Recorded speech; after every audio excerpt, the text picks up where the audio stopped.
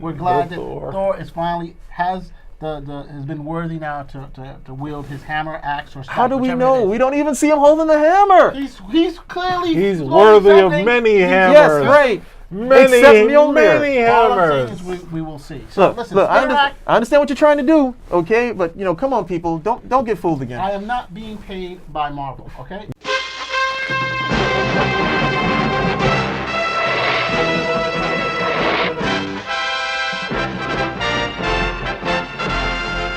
Gathered together from the cosmic reaches of the universe, here in this great hall of justice, are the most powerful forces of good ever assembled.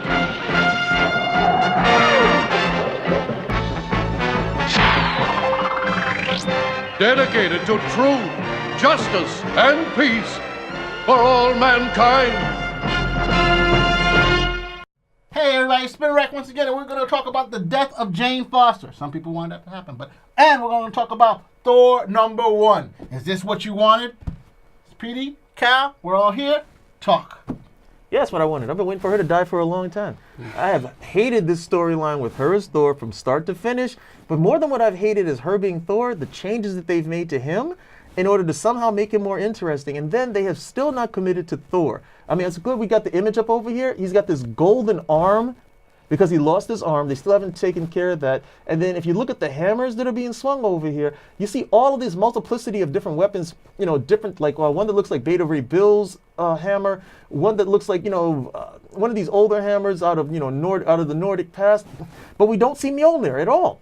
So they're still not committing. There's still a lot of, who's on the title? Jason Aaron's? Mm-hmm.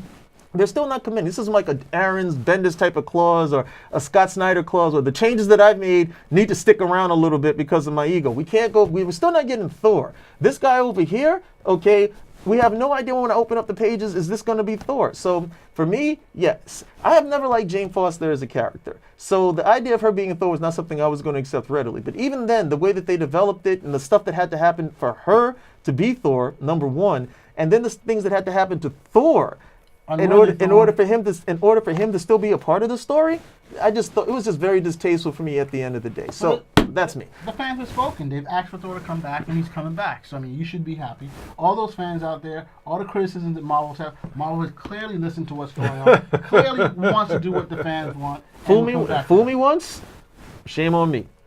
Fool me twice, shame on me.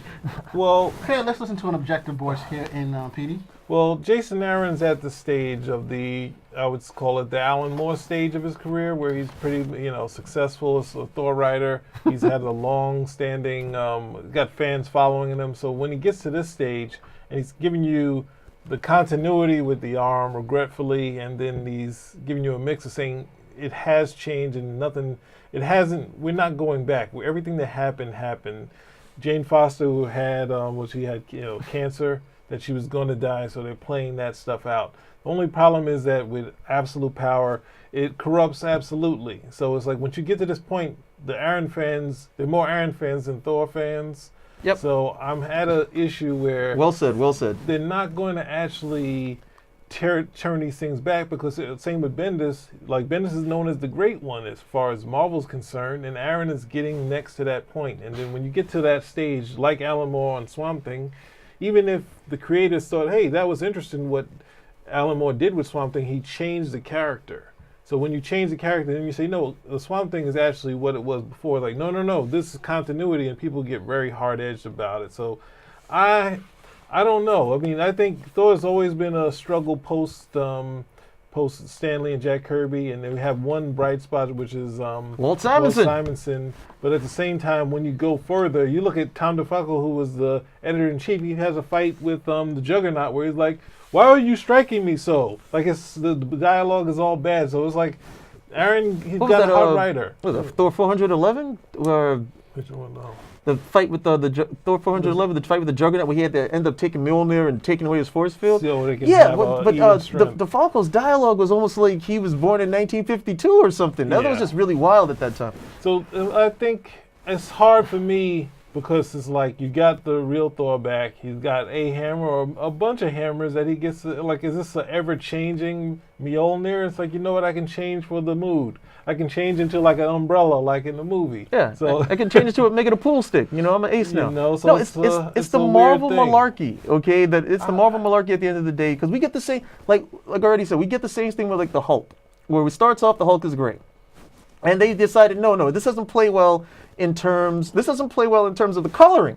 So the second issue of the Hulk is great, but then historically the Hulk was gray, then he's green. So we have the gray Hulk, we have the green Hulk.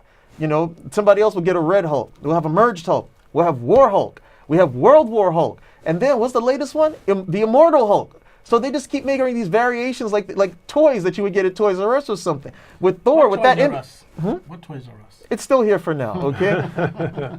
Sad about that. We should do a show. Anyway, but then with Thor, it's the same thing. The title, you know, the hammers of the god, and that would really scare me, because now the hammer is more like Batman's utility belt, where I've got this type of hammer for this particular job, and this type of hammer for this, and he never needed that. All he needed was Mjolnir. Mjolnir was able to do it all. So I look at this image right here, and what is it? Maya Angelou said this. He's like, believe who people are the first time they show you who they are. They are showing us right here what it is that we're going to get. And you hit it on the head. This is less about Thor and more about Jason Aaron being on the title. And I'm positive the second he's off the title, an editor's going to come over and say, hey, you know what? Just give us Thor again, okay? Because you can't really follow Aaron's. Just give us Thor again. But because aren't they doing that right now, where they're giving us look Thor? at the image. I get the image, but I'm saying people have been complaining so much and so they hard on gave the us internet, Thor and now he's himself. back. Jane Foster's dead. Why don't we say thank you for small miracles and go Well, forward no, from there? I would That's what go. I'm trying I to would say. go. I just want to interject. It's here false. with the aspect of what Aaron's doing. When you look, it's just tough for me, because at this point, writers get to this when they're making changes, and it's not like, all right, we added the She-Hulk to the Fantastic Four or something like that, or some of the small things are changing Spider-Man's outfit.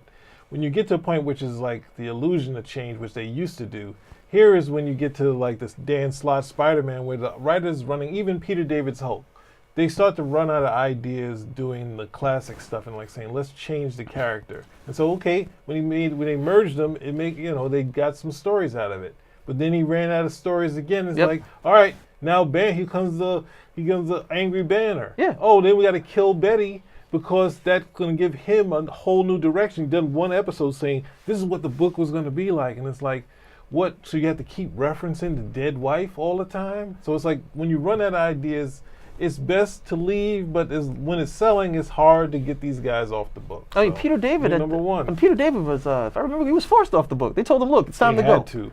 You know, They had to. You know, and they were right, because up until, I mean, literally, I'm reading the book. Was it Tempest Fugit? That story. And I'm still the guy reading it because I enjoyed Peter David. I mean, I still thought his run was a very solid run.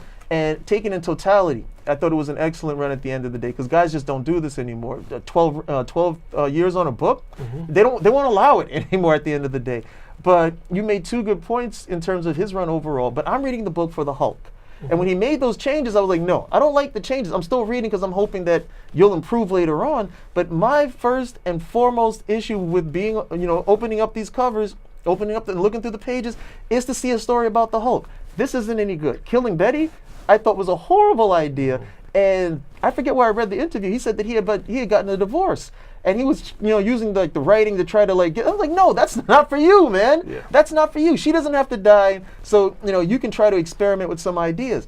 With Aaron, I have no idea what's going on in terms of the backstory. But if you're somebody who wants to read an adventure about Thor, and Thor is, son of Odin. Okay, he's Prince of Asgard. He is Midgard's greatest defender of all of the Asgardians. If that's the type of story that you want to read, after everything that this guy has done, and you see this cover, okay, like I said, fool me once, shame on me. Fool me twice, shame on me. They're showing you exactly what you're going to get. The fact of the matter is, we've known very long in the comic book world, the cover doesn't always convey what's actually going to be inside, right? Right. Okay, so I think we're jumping too much into this right now. So all I got to say is, we're all in agreement. We're happy that they've moved in this direction. That Jane Foster, unfortunately, is no longer the Hulk, but she's not the Hulk Thor anymore. No longer the Thor. The Hulk, yeah.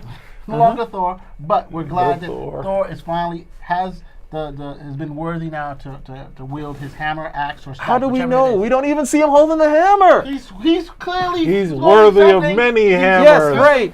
Many, Except Mjolnir. many All I'm hammers. saying is we will see. So Look, listen, look, Spirit I understand what you're trying to do, okay? But come on, people, don't get fooled again. I am not being paid by Marvel, okay? Just Yet. you know what I'm trying to say? I am not being paid. He'll never be If he paid by get- Marvel if he says anything like me. I'm never getting a check. You still have a chance. He gets paid, Don't, he has to share it with us. Hey, don't get fooled again. Don't get fooled again. Spinnerack out.